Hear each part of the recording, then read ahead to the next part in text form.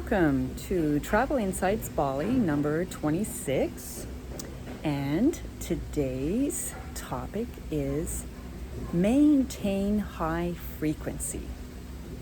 So I've been here in Bali and I guess a few weeks now, and I've been really enjoying the nourishing environment. It's allowing me to come down into my body and to feel. I've been going to lots of yoga classes and some kirtan, some ecstatic dance, and what's most incredible is every day going to a different vegan, raw, live restaurants. There's lots of restaurants and they have all kinds of menus, but of course I will go to the ones that nourish my body the most.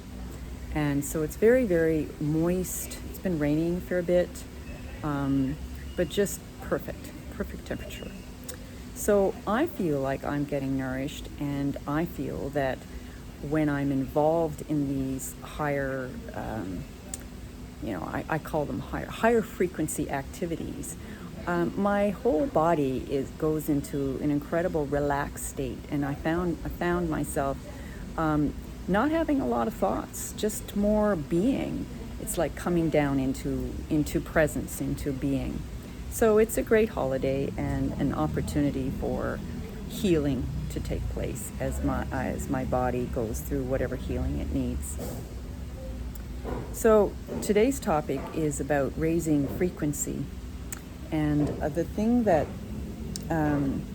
going on in our world is that there's a big shift happening, and what's happening is that we've been operating on lower frequencies, and the masses have been.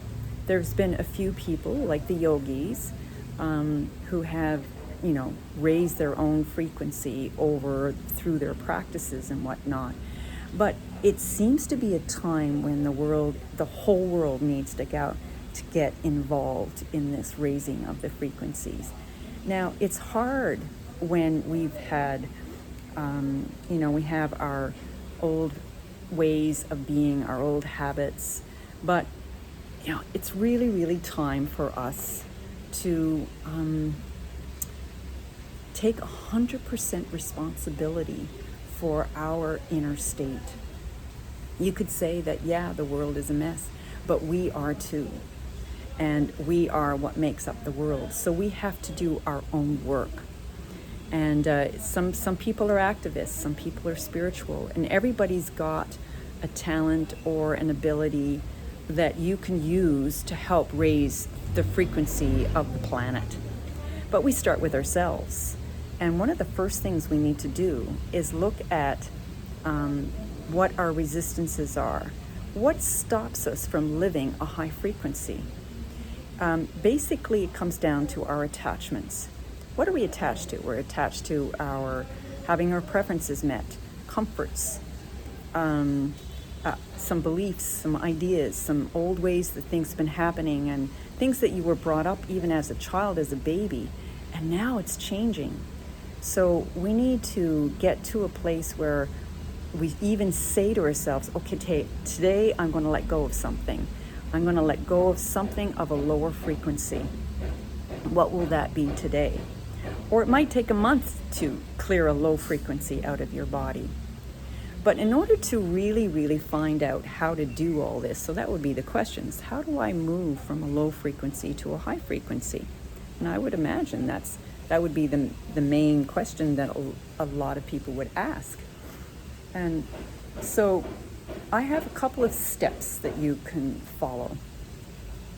So first of all, if you don't know what high frequency is because you've been in survival mode, just trying to get by in your life and make money and doing a whole bunch of jobs and going to school and you got a family and all that kind of stuff, you don't probably know what a high frequency is. And maybe you've never experienced it. So you need to start going to places or going to events and situations like yoga that will give you that high frequency. Just by sitting next to someone in a high frequency, your frequency will start to match that frequency.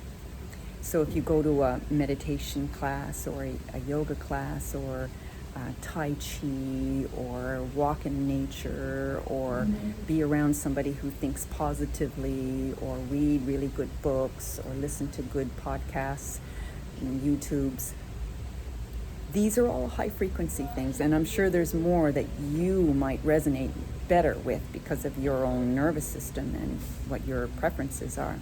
So find out what those high frequency activities are. That's the first thing. And start to experience in your body high frequency. And notice how that feels good. It has to feel good. High frequency feels good. There's a resonance, there's a flow happening, and everything is just riding right along. The next step is once you get familiar, body gets accustomed to what a high frequency is, now you'll know what low frequency is, and after a while, the next step would be every time something you're experiencing in life that has a different frequency, then notice the difference between what you were at a high frequency compared to the lower frequency. And then you start to discern, this is high, this is low, this is what I want, this is what I don't want. You do this discerning process. And there's lots of things that you can explore, like with diet. You can explore like, okay, well, when I eat fresh vegetables and live things compared to dead food or processed food, that's an example. But you can have it throughout your whole life. There's all kinds of examples out there. Something that we need to do is start opening up our third eye, because it's the third eye that makes you intelligent. It makes you an independent thinker. It gets you released of your attachment to authority, your attachment to comforts, your attachment to preferences, your attachment to hiding, suppressing, denying, your attachment to your identities.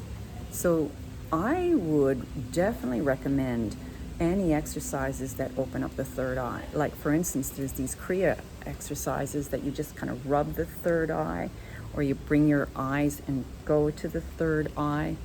There's internal breathing exercises that pulsate into the pineal gland. You raise the energy from the floor up to the third eye, and you make it go out through the top of the head. And there's also foods that you can eat, like the medicinal mushrooms are really good for opening up the third eye.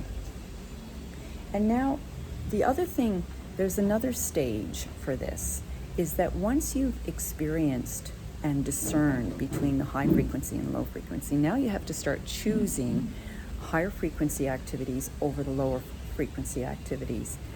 And this is a lifetime practice. This doesn't happen in 6 months. This is your decision that this is how I'm going to live my life.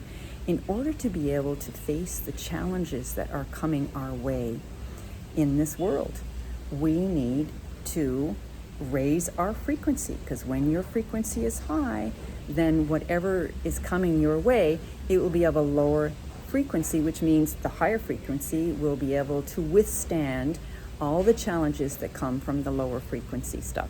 So lower frequency stuff within you are all of your childhood traumas, all of your heavy beliefs, your dogmas, your preferences, everything that you hold inside and that you are afraid to express. So when you're in a high frequency, you express and let it out, like get the anger out, get the emotion out, and love yourself in spite of what it feels like inside of your system. So high frequency is loving yourself, following your heart's desire, getting into a state of passion and following your passions. Always go and do those things that make you feel really good. Okay, so that is what I can say right now about how to maintain high frequency in today's world of big challenges. Bye for now.